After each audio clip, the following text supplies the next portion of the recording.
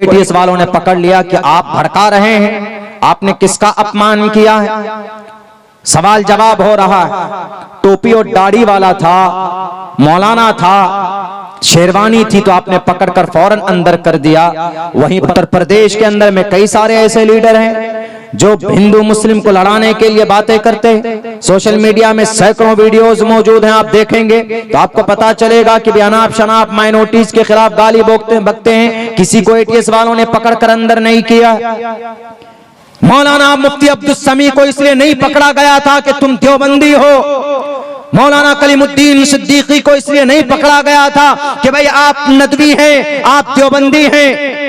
مولانا جرجیز کو اس لیے نہیں پکڑا گیا تھا کہ بھئی آپ اہل حدیث کے ترجمان ہیں۔ ڈاکٹر ذاکر نائک کو اسی لیے بین نہیں کیا گیا کہ آپ اہل حدیث ہیں۔ اس لیے ٹارگیٹ کیا جاتا ہے یو آر مسلم۔ ارے جب کافر اور مشرک آپ کو مسلمان سمجھتے ہیں تو بھارت کا، پوری دنیا کا مسلمان اپنے آپ کو مسلمان کیوں نہیں مانتا؟ ایک دوسرے کی مدد میں کیوں نہیں کھڑا ہوتا؟ سوال کرنا چاہیے ATS سے کہ تو کوئی غلط نہیں کی، اس لیے کہ بیٹیوں کی عزت کو لوٹتے ہیں۔ 17 بیٹیوں کی عزت لوٹ کر ان کے کنکال ملتا ہے یہاں مظفر پور بہار کے اندر۔ معصوم بچی جاتی ہے پڑھنے کے لیے، ان کے اوپر پیٹرول ڈال کر جلا دیا جاتا ہے۔ تو یہ کتا نہیں ہے تو کیا ہے؟ یہ کتوں جیسی صفت ہے۔ اگر انہوں نے بولا ہے کسی کو تو غلط نہیں بولا ہے۔ ATS والوں ایماندار بنو، دیش کے مجرموں کو پکڑو۔ آپ کی ہتھ کڑی وجے مالیا کے ہاتھ میں نہیں لگتی، آپ کی ہتھ کڑی میہول چوکسی کے ہاتھ میں نہیں لگتی، آپ کی ہتھ کڑی اور دوسرے بال مکناچاریہ کے ہاتھ میں نہیں لگتی جو دیش کے قانون اور سنویدھان کے خلاف بولتے۔ ایک مولانا، ایک ٹوپی اور داڑھی والا جو سنت رسول اللہ کا غلام ہے، جو عاشق رسول ہے، جو امن کی بات کرتا ہے، جو سکون کی بات کرتا ہے، ان کا مطلب یہی تھا کہ آج ظلم کا بازار گرم ہے۔ آج ہر طرف دیکھو تو جانوروں کے بالمقابل انسانوں کی کوئی قیمت نہیں رہ گئی ہے۔ جانوروں کو پوجتے ہیں لوگ، عبادت کرتے ہیں، اور انسانوں کو لوگ مارتے ہیں تلواروں سے۔ یہ کتا گری نہیں ہے تو کیا ہے؟ اس حیثیت سے اگر انہوں نے بولا ہے تو یہ غلط نہیں ہے۔ دنیا کے کسی بھی بدعوان سے پوچھ لیجئے جا کر کے آپ۔ لیکن میرے بھائیو مسلمانوں، عبرت کا مقام تو ہم لوگوں کے لیے کہ یہ سب کچھ ہو رہا ہے، اللہ کی مدد نہیں آ رہی ہے، تو اللہ کی مدد وہیں رکی ہوئی ہے کہ مسلمان بٹا ہوا ہے اور مسلمان برے راستے پر چل رہا ہے۔ نہ نماز مسلمان پڑھتا ہے، نہ مسجدیں آباد مسلمان کرتا ہے، اور نہ کوئی لائحہ عمل ہے اپنی زندگی گزارنے کی مسلمانوں کی۔ طبیعت بڑی خوش ہوئی جب پتا چلا کہ 27,800 روپے یہاں کے جو یووا کلب کے نوجوانوں نے پیش کی۔ بڑی طبیعت کو خوشی ملی۔ اس ملت اور اس تقدیر کے نقشے کو اگر کوئی چینج کر سکتا ہے، اس دیش کی سسٹم کو، برے سسٹم کو کوئی بدل سکتا ہے، اس قوم کی کھوئی ہوئی عزت اگر دوبارہ کوئی واپس لا سکتا ہے تو وہ صرف ہمارے جوان ہیں، اگر وہ صحیح راستے پر آ جائیں تو۔ کوئی لائحہ عمل نہیں ہمارے نوجوانوں کا۔ یہ جنوری ہے، یہ فروری ہے نا، فروری کی 14 تاریخ کی تیاری بھی سے ہمارا جوان کر رہا ہوگا۔ ویلنٹائنز ڈے گفٹ غیر محرموں کے لیے۔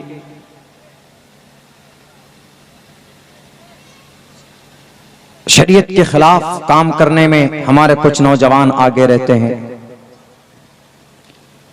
ظلم کے خلاف بولنا سیکھو اور اپنے اللہ جس سے راضی ہو وہ کام کرو۔ 24 گھنٹہ وہ کام کرو، کہیں پر ظلم ہوتا ہے تو اس کے خلاف بولو۔ ڈرو مت کہ نہیں جناب کرسی اقتدار پر بیٹھا ہوا ایک بڑا اہنکاری انسان ہے، کسی کی اس کو نہیں سنتا ہے فوراً ہاتھ میں ڈال کر جیل میں ڈال دیتا ہے۔ کوئی بات نہیں، ہر ہٹلر کا خاتمہ ہوتا ہے، ہر ظالم کا انت ہوتا ہے اور برے طور پر ہوتا ہے۔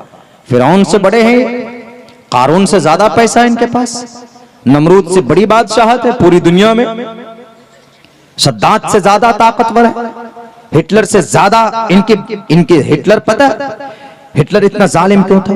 جب وہ بولتا تھا تو بہت تیز بولتا تھا، سامنے والا جو بھی رہتا تھا ایک دم بالکل خون گرم، آؤ میدان میں لڑو۔ وہ ہٹلر، پتہ موت کہاں تھی اس کی موت ہوئی تھی بیت الخلا میں، شوچالے میں مرا تھا وہ، اس کا سر شیٹ کے اندر تھا جس پہ جو گندی جگہ ہوتی اس جگہ پہ تھا وہ ہٹلر، انسانوں کا قاتل۔ کبھی بھی زیادہ دن تک کرسی اقتدار پر ظالم لوگ نہیں بیٹھ سکتے۔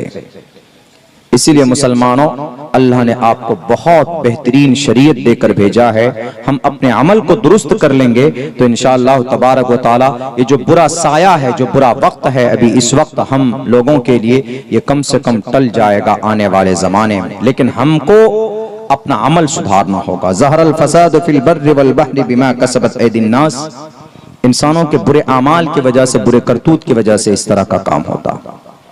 اور ہمارے ہندوستان کے اندر ہندو بھائی، ایک بات بتانا چاہتا ہوں، ہمارے ہندو بھائی بہت سیدھے سادے، لیکن کچھ لوگ ان میں ایسے ہیں نہ وہ شاستر کو نہ مانتے، نہ شاستر کو نہ مانتے، نہ سمویدھان کو مانتے۔ کیسے؟ جیسے ابھی رام للا کا کیا ہوا، وہ کیا بولتے ہیں اس کو، پران پرتشٹھا، پران پرتشٹھا ہوا۔ پران پرتشٹھا کا مطلب جب ہوتا ہے جب مندر بن کر تیار ہو جائے، پورا ایک دم، کہیں کوئی جگہ وہ نہ ہو، اگر ادھورے مندر میں اگر پران پرتشٹھا کریں گے تو بقول شنکراچاریہ، چاری شنکراچاریہ ہیں، اس مورتی کی پران پرتشٹھا نہیں ہو سکتی۔ پران پرتشٹھا کا مطلب روح کو، آتما کو مورتی میں ڈالنا، پران پرتشٹھا کا یہی مطلب ہوتا ہے۔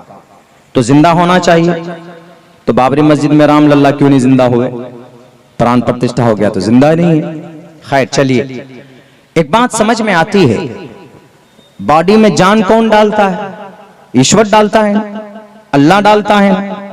ہمارا قرآن میں ہے، حضرت آدم کو جب اللہ نے بنایا، فَإِذَا سَوَّيْتُهُ وَنَفَخْتُ فِيهِ مِن رُوحِي فَقَعُوا لَهُ سَاجِدِينَ، جب اللہ کہا جاتا ہے کہ حضرت آدم کو، قرآن میں ہے کہ اللہ نے اپنے ہاتھوں سے بنایا ان کی جسم کو، وَنَفَخْتُ فِيهِ مِن رُوحِي، اور اللہ نے اپنی جان ڈالی، وَنَفَخْتُ فِيهِ مِن رُوحِي فَقَعُوا لَهُ سَاجِدِينَ، انہوں نے پھر سجدے کیے۔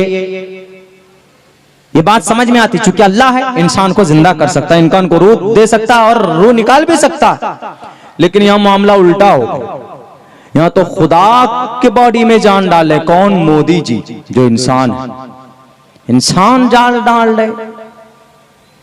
چلیے وہ بھی نہیں، کم سے کم شنکراچاریہ تو ہونا چاہیے، پروہت تو ہونا چاہیے، نہیں۔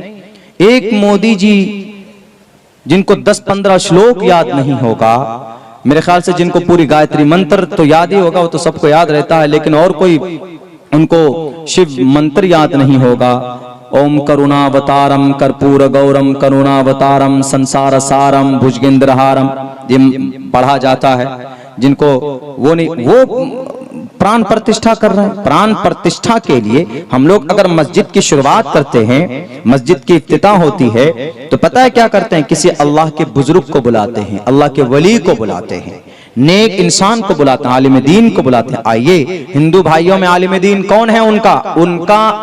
ان کا جو ہوتا ہے شنکراچاریہ ہوتا ہے، پروہت جن کو بولتے ہیں وہ ہوتا ہے، جو شاستر کو جانتا ہے، ایک ایک منتر کو جانتا ہے۔ کیسے بھائی پران پرتشٹھا ہونا چاہیے؟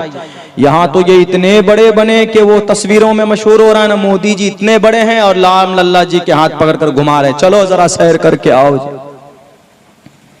اپنے آپ کو بڑا کرنے کی کوشش کی، نہیں ہو سکتے مودی جی، آپ مریادہ پرشوتم شری رام چندر جی کے قول و فعل کے مطابق آپ کی زندگی نہیں ہو سکتی۔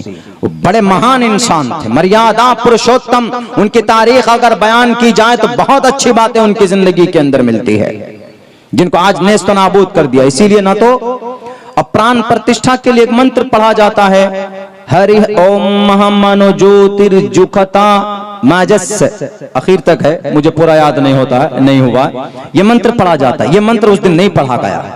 کسی بھی مورتی کی پران پرتشٹھا کرنا ہو، 5 مورتی کی پران پرتشٹھا ہوتی، 5 ہی مورتی کے اندر پران ڈال سکتے ہیں، اور 5 ہی مورتی کی پران ڈالنے کے لیے منتر ہے، छठी मूर्ति की नहीं है, 5 मूर्ति है। एक गणेश जी की मूर्ति है, शिव जी की मूर्ति, विष्णु की मूर्ति है, सूर्य की मूर्ति है, देवी की मूर्ति। ये 5 मूर्ति में जान डालना हो तो ये मंत्र पढ़ा जाता है। छठी किसी की मूर्ति में अगर जान डालना हो तो मंत्र नहीं है और नहीं डाला जा सकता। उनमें से श्री रामचंद्र जी की मूर्ति है ही नहीं। तो इससे यह पता चलता है कि श्री रामचंद्र जी की मूर्ति की पूजा नहीं की जा सकती, उनकी भक्ति नहीं की जा सकती। क्यों? क्योंकि वो खुद ही मर्यादा पुरुषोत्तम थे, वो खुद ईश्वर को मानते थे। सत्यवती राम रामाय नमः। सीता को पकड़ कर लाया गया, सीता झुकने लगी रामचंद्र जी के कदम को पकड़कर, तो उन्होंने कहा कि नहीं मैडम मोहतरमा, मेरे कदम को मत छूइए। सत्यवती राम रामाय नमः, राम की खुदा को झुको, यानी मेरे खुदा के सामने झुको, मेरे सामने मत झुको। इसीलिए न शास्त्र को मान रहे हैं कुछ लोग, न भारत के संविधान को कुछ लोग मान रहे हैं। ये ऐसा जमाना चल पड़ा है कि बड़े ही आश्चर्य की बात है, बड़े ही अफसोस की बात है। लेकिन मेरे मुसलमानों, मेरे नौजवानों, इस वक्त आप लोगों को दिशा तय करना है। सबसे पहला काम वैलेंटाइंस डे नहीं मनाएंगे, सबसे पहला काम नमाज शुरू करेंगे। सबसे पहला काम कि कोई गलत गैर महरमों से बात नहीं करेंगे, शराब नहीं पिएंगे, जिना नहीं करेंगे और जितने भी खुराफात हैं वो नहीं करेंगे। कुरान की तिलावत कम से कम सीखेंगे।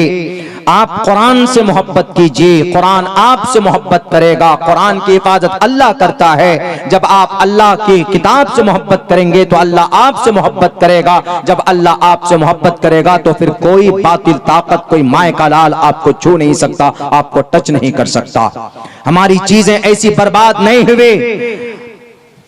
बाबरी मस्जिद पर बरसों से नमाज नहीं हो रही थी। मस्जिद ज्ञान वापी ज्यादा जुमे को आबाद होते थे। बैतुल मक़दिस अड्डा बना लिया गया था, पिकनिक प्लेस। कुर्तबा की जामे मस्जिद कई कई दिन तक अजान नहीं होती थी। अल्लाह ने कहा अच्छा, मेरे मुक़द्दस घर को बेहुरमती करते हो, नहीं चाहिए। या अय्युहल्लज़ीना आमनू मन यर्तद्द मिनकुम अन दीनी, अगर तुम दीन से, शरीयत से, मस्जिद से, मदरसों से, कुरान से, हदीस से अलग होगे, चले जाओ, कोई जरूरत नहीं है। फसौफ यअतिल्लाहु बिक़ौम, हम एक ऐसी कौम को पैदा करेंगे जिनसे मैं मोहब्बत करूंगा और वो मेरी बातों को मानेंगे। आज वही जमाना आ रहा है। मुसलमानों को मस्जिद से मोहब्बत नहीं, नौजवान मोबाइल में खो गया। हमारे नौजवान यूट्यूब, टीवी के अंदर, फेसबुक के अंदर में अपनी जिंदगी तबाह बर्बाद करने लगे। जवानों की जवानी सजदे में होनी चाहिए। जवानों की जवानी अपनी सेहत, उनकी मुकम्मल जो बॉडी है, उनकी जो ताकत है, अल्लाह की इबादत के लिए होना चाहिए। नहीं हो रहा है। नाजायज चीजों में गलत वीडियो देखते हैं, फिल्में देखते हैं, टीवी सीरियल देखते हैं, वेब सीरीज देखते हैं। एक लड़ा इस देश के अंदर जवान, अभी एक फारूकी साहब वो मेडल जीत कर लाए बिग बॉस के, उससे तो पूरी दुनिया पागल। वो तुम्हारा रोल मॉडल नहीं है। और एक नौजवान कम से कम 8-10 डिग्रियों वाला जो आपके वजूद के लिए लड़ता रहा, शर्जिल इमाम, 3-4 साल से जेल में है। जब किताब है, जब आपकी डॉक्यूमेंट्स को देखने की जरूरत पड़ेगी, कोई इस फारूकी को याद नहीं करेगा। उस वक्त अगर तारीख में किसी का नाम दर्ज होगा तो शर्जिल इमाम का नाम दर्ज होगा। पढ़ा लिखा होने के बावजूद आपकी लड़ाई लड़ करके गया। आपके लिए लड़के इस देश के जालिम लोगों को कहकर गया कि भाई तुम जालिम हो, तुम देश के कानून का उल्लंघन कर रहे हो, ऐसा कह करके गया। आपका रोल मॉडल आपके नबी हैं, आपके हीरो आपके नबी हैं, ये मुनव्वर नहीं है। ये बिग बॉस के अंदर कमर हिलाने वाले, ये 2 रुपए के ये हिजड़े, ये बहरूपिये नहीं है। मजूसी बुत परस्त हो सकते हैं वो। आपका रोल मॉडल हजरत अली हो सकते हैं, आपका रोल मॉडल हजरत उस्मान हो सकते हैं, आपका रोल मॉडल मुआज मुअव्विज हो सकता है। हमारी समाज की बहन बेटियों, आपका रोल मॉडल अम्मा आयशा है, आपका रोल मॉडल बीबी फातिमा है, आपका रोल मॉडल अम्मा खदीजतुल कुबरा है। اسی لیے ضرورت ہے آج اس وقت کہ بھئی ہم اپنی نسل کے اندر دینی شعور پیدا کریں، اور جو ہماری مسجدیں ہیں ان مساجد کو ہم آباد کریں گے تو انشاءاللہ آج بھی وہی اللہ ہے جو ابرہا کو تباہ جس نے کیا تھا، آج بھی وہی اللہ ہے جس نے فرعون کو غرق کیا تھا، آج بھی وہی اللہ ہے جس نے قارون کو زمین میں دھسا دیا تھا۔ فَخَسَفْنَا بِهِ وَبِدَارِهِ الْأَرْضِ۔ یہ کیا ہیں یہ لوگ؟ پیشاب کرنے والے کھڑے ہو کر، شراب پینے والے، کوئی حیثیت نہیں اللہ کی نظر میں ان لوگوں کی۔ اسی لیے آپ اللہ کا ہو جائیں تو اللہ آپ کا ہو جائے گا انشاءاللہ۔ اچھا عمل کریں گے ہم لوگ، اللہ آپ کے زندگی کے اندر برکت دے اور اچھا سوچنے اچھا کرنے کے بہت بہتر وہ دے۔ مجھے یقیناً آج میں بہت زیادہ غمزدہ ہوں مہمان کے نہ آنے کی وجہ سے، لیکن ان کی بھی مجبوری رہی ہے، لیکن آئندہ انہوں نے وعدہ کیا ہے کہ انشاءاللہ میں دارالعلوم وقف بارسوئی کے اندر میں حاضر ہوں گا۔ حالانکہ میں کسی کو اپنی اس پہ ذمہ داری پہ میں بلاتا نہیں ہوں، میری وہ عادت ہی نہیں رہی۔ پہلی بار میں نے اپنی اس میں میں نے کہا کہ میں چونکہ وہ مجھے بلاتے ہیں، 2-3 مرتبہ گیا ہوں، اور اللہ نے بڑی وسعت دی ہے، وہ جوان ہیں، عالم دین ہے، 1300-1400 کروڑ روپے کا ٹرن اوور ہے ان کا ایک مہینے کے اندر میں۔ انہوں نے 18 مدرسوں کو گود لیا ہوا ہے، مطلب مدرسے کا راشن اور مدرسے میں جتنے بھی اساتذہ پڑھاتے ہیں ان کی تنخواہ وہ ہر مہینے میں بھیجتے ہیں 18 مدرسوں میں۔ تو انہوں نے خود سے کہا تھا کہ میں سیمانچل میں جانا چاہتا ہوں، تو ادھر علاقے میں گھوم کر آنا چاہتا ہوں۔ وہ یہاں گھومنے کے لیے آ رہے تھے، یہاں پر ان کی جو نیت رہی ہوگی بہت دن سے کہہ رہے تھے، ہم نے کہا کہ بالکل آئیے ہمارے سیمانچل میں گھومنے کے لیے۔ تو تجارت بھی کرتے ہیں، لٹاتے بھی ہیں، اکثر علماء ان کے یہاں جاتے بھی ہیں، اور عالم دین ہے، عزت سمان کرتے ہیں۔ نہیں پہنچ سکے، ہماری پوری ترتیب سیٹ تھی، یہاں تک کے لیے ان کے لیے الگ سے انتظام بھی کیا گیا تھا، باضابطہ میں نے خود سے ٹکٹ بنا کر ان کو بھیجا، اور انہوں نے 4 دن پہلے اوکے کیا کنفرم کہ مولانا سب چیز ریڈی ہے۔ بلکہ آج فجر کی نماز کے بعد ان کا خود سے میسج آیا کہ کیا ترتیب رہے گی، آپ حیدرآباد سے کب چنئی پہنچیں گے، چنئی سے کتنے بجے کی فلائٹ؟